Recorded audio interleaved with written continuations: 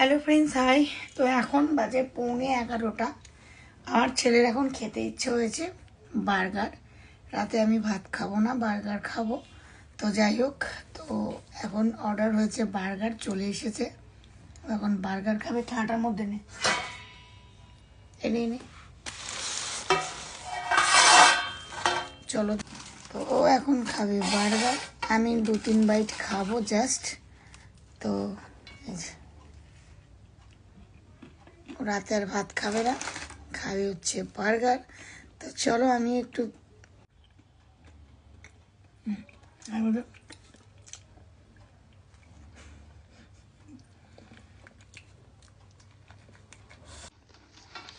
তো এখনও খাচ্ছে বার্গার,